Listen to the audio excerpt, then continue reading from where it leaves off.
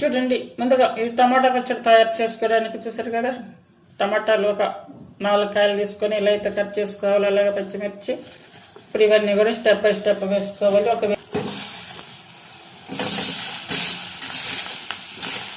అలాగే పచ్చిమిర్చి, అలాగే ఆయిల్, ఇవన్నీ కూడా ఉడికించుకోవాలంటే మరీ మెత్తగా కాకుండా కొంచెం ఒక 50% అలా ఉడికించుకోవాలి.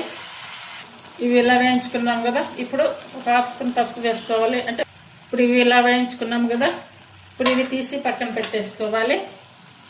ఇప్పుడు ఇలా అవన్నీ తీసాం కదా టమాటా, అలాగే ½ స్పూన్ వరకు జీరా, అలాగే ½ స్పూన్ వరకు ఆవాలు. ఇది ఇంకా తాలింపు అయితే పెట్టేది లేదు ఈ పచ్చడి. ఇవన్నీ కూడా వేయించుకోవాలి. కావాలనుకుంటే కొంచెం ఆయిల్ కూడా వేసుకోవచ్చు. 1 స్పూన్ వరకు ఆయిల్ వేసుకోవాలి. ఇందులోనే కొంచెం ఇంగువ.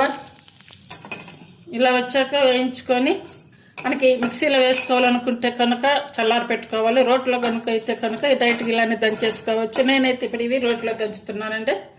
ఉల్లిపాయలు ఎక్కువగా కాకుండా లైట్గా వేయించుకోవాలి. ఇట్లా వేయించుకోవాలి.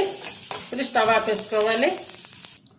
ఇవన్నీ వేయించుకున్నాము కదా, ఇప్పుడు వచ్చేసి పచ్చిమిర్చి, అలాగే చింతపండు కొంచెం లైట్గా కచ్చాపచ్చగా అయితే దంచుకోవాలి. అలాగే ఇప్పుడు వచ్చేసి ఇవి వేయించుకున్నాము కదా, ఇవి కూడా వేసుకోవాలి.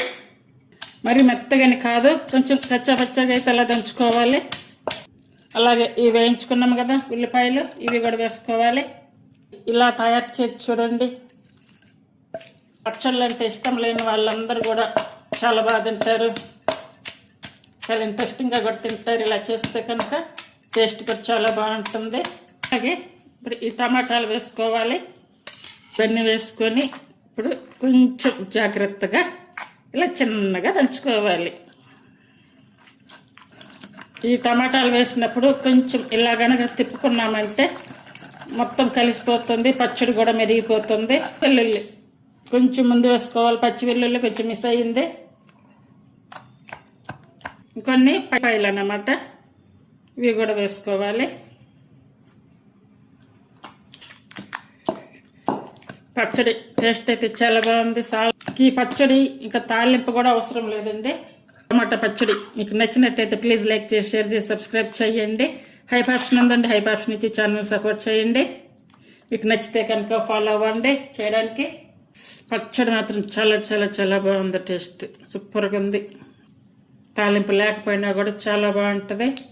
ఒక రైస్లోకి కాకుండా టిఫిన్స్, ఇడ్లీ, దోశ అన్నిటిలో కూడా చాలా బాగుంటుంది. ట్రై చేయండి. మీకు నచ్చితే కనుక చేయడానికి ట్రై చేయండి. Thank you for watching.